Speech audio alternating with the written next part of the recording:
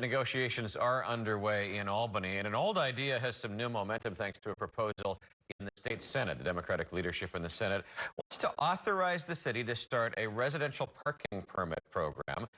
The idea would be that the neighborhood parking on the street is set aside for those who live in the neighborhood. Drivers would have to display a permit on their car to show that they belong in that neighborhood. It would cost around $30 a year.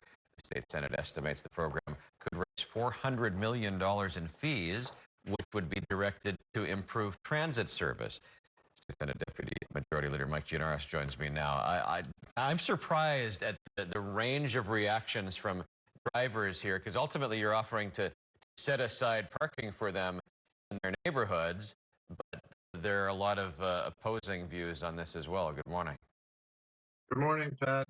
It's good to be with you. And, it's an interesting point. I've been in office for a number of years, and I've heard people who absolutely love this idea and are begging for it, and others who are not as supportive. And that's why what we did is we came up with a proposal that would give the city the option of how and where to implement it. So if there's a particular neighborhood that it would serve very well, they could implement it there. And if there are others that are less desirous of it, they don't have to do it there. But we gave the citywide latitude to decide how they want to implement this and where. There must be people in the state Senate leadership there, what you or others, who are supportive of the idea. You're not just giving the latitude. There is an implied suggestion that this might work in some neighborhoods.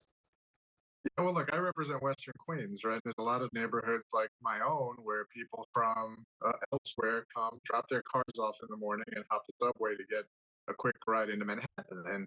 And the frustration that local residents have felt for years because they're coming home from work or shopping or wherever they might be, and they got to circle their own block for a half hour, 45 minutes, just trying to find a spot on their own street. So I've heard it from my constituents for a long time that that's something they would support.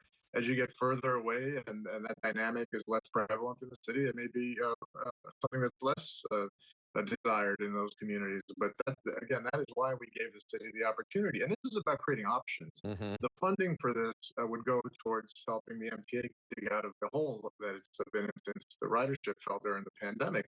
And the governor, by contrast, asked the city to just write a $500 million check every year to the MTA to cover a part of the whole.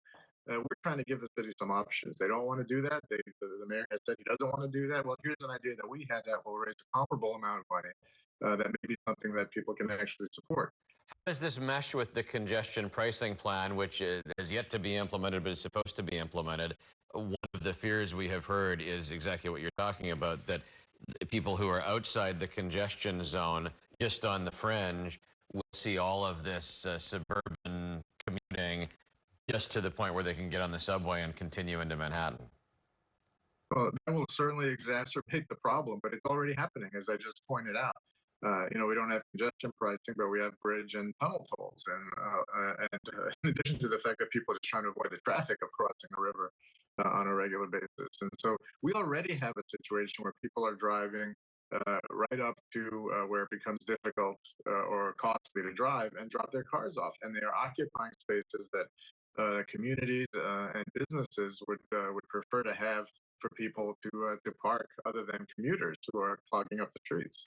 So to put this in the broader context, this is part of what's known as the One House budget proposal. The state Senate puts some ideas forward. The state Assembly puts its own ideas forward. Ultimately, everybody has to get in line with the governor and the budget comes together. That is now just 2 weeks away from the deadline. How are things going in terms of the overall budget negotiations? Well, this week, as you pointed out, we're passing our individual House proposals. That's going to happen likely tomorrow. And then that's the point at which we start sitting around the table with the executive and trying to figure out how we can all come together. I think there's a lot of common ground. The goals are things that we all share. It's just a question of how to get there. And as long as nobody digs their heels and refuses to compromise on any side, we should be able to get there. But I've been around long enough to know sometimes it doesn't work that way. So hopefully the next couple of weeks will be productive and we'll meet the deadline at the end of the month.